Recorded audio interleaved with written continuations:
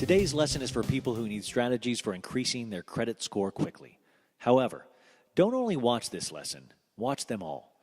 It's important that you have a high credit score for the rest of your life, and the techniques in this lesson will not give you deep roots or the education you need to continue maintaining your score.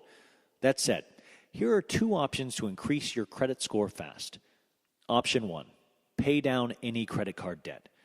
A big chunk of your credit score, 30%, is based on your outstanding debt and your utilization rate, which is the balance you carry as a percentage of your limit. Lowering your credit card debt and your utilization rate will always help boost your credit score quickly. We always tell people to keep their credit card balances below 30% of their limit.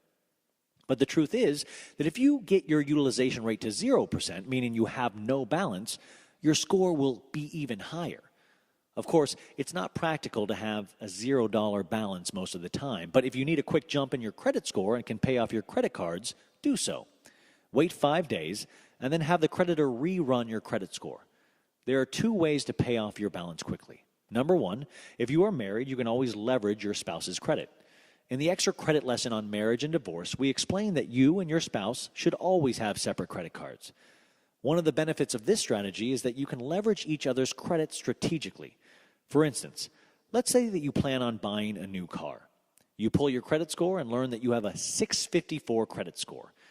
If you got your score above 720, you would save quite a bit of money on your car loan. So what can you do? Transfer all of your credit card debt into your spouse's name. This strategy works only if your spouse has credit in his or her name only. If you are a joint user on all of your husband or wife's accounts, this strategy will not work for you. If your spouse does have credit in his or her name only, the process works like this. Once you transfer your debt into your spouse's name, your spouse's score will drop temporarily. But your score will improve as soon as your credit card reports your new $0 balance to the credit bureaus. You can then walk into the car dealership with a low credit card debt and a higher credit score. Now, once you obtain the car in the best possible car loan terms, your spouse can then transfer the debt back to your name. At this point, your scores will revert. Your score will drop back down, and your spouse's score will increase to its original position. But you will have a lower interest rate. It bears noting that you can use this strategy with anyone. A friend you trust or a relative could also hold your debt temporarily.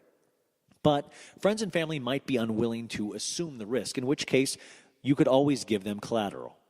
Number 2, borrowing money from a friend or a family member. We strongly caution against borrowing money from friends and family members unless you have several safeguards in place. At a minimum, you should have the following: a plan that demonstrates how you will repay the debt, collateral that you can give to your friend or family member until the debt is repaid, a bulletproof budget that proves you can repay your friend or family member. Without these three things, you could run the risk of failing to repay the debt and ruining your relationship in the process. But if you have run the numbers and you know 100% without a shadow of a doubt that you can repay the debt, you could consider asking your friend or family member for a loan. Asking friends and family members for money is always a little bit uncomfortable, particularly if you haven't been responsible in the past. So be sure to give your friend or family member a written plan that explains the interest you plan on paying, if any, as well as the monthly payments. Be prepared to discuss your finances because your friend or family member will want assurance that you can afford the payments.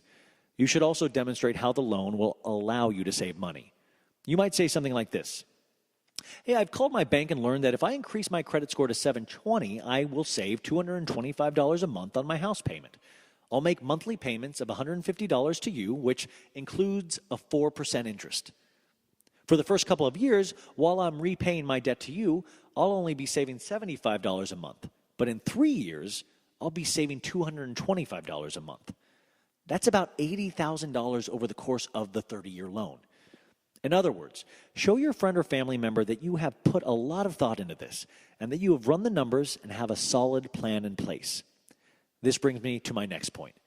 Think long and hard about whether you will save money using this strategy. Not only do you want to make sure the interest you are paying your friend or family member, if any, is less than the interest you would be paying your credit card companies, but you also want to be sure as possible that your credit score will increase to its desired number. To be sure, ask your lender. Option 2, add your name as an authorized user. Adding your name as an authorized user could help your credit score skyrocket. Let me explain. An authorized user is a person who has permission to use a credit card but is not contractually obligated to pay the bill. In this way, authorized user accounts are different from joint credit card accounts. If you're an authorized user, you could benefit from the credit card history, assuming you follow the rules of authorized users, which I'll explain momentarily. Let's say, for instance, that your mom lists you as an authorized user on her credit card. The credit card has a small balance, and your mom always pays the bill on time. In other words, her credit card account has a strong history and is in good standing. Guess what? Because you're listed as an authorized user, your credit score is going to benefit from the credit card history.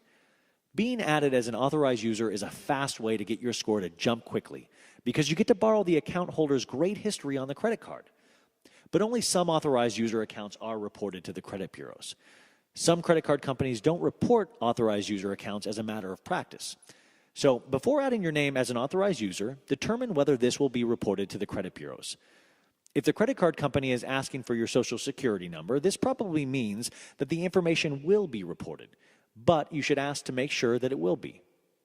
If the credit card company doesn't ask for your social security number, the authorized user account will not be reported to the credit bureaus, and it won't help your score. A couple other points about authorized users. Because this is a great credit building strategy for people with no credit, I always tell parents to add their teenagers as authorized users to accounts in good standing. This allows a teenager who otherwise has no credit and would therefore have a bad credit score to leave the nest with a strong credit score. Many people say that their family member won't add them as an authorized user because they don't trust you with a credit card. In short, the owner of the account does not need to give the credit card to the authorized user when it arrives in the mail. This way, the authorized user can borrow the good credit without having any charging power. Remember, these are two strategies for increasing your score quickly. Be sure to watch all of the credit lessons. Onward to 720.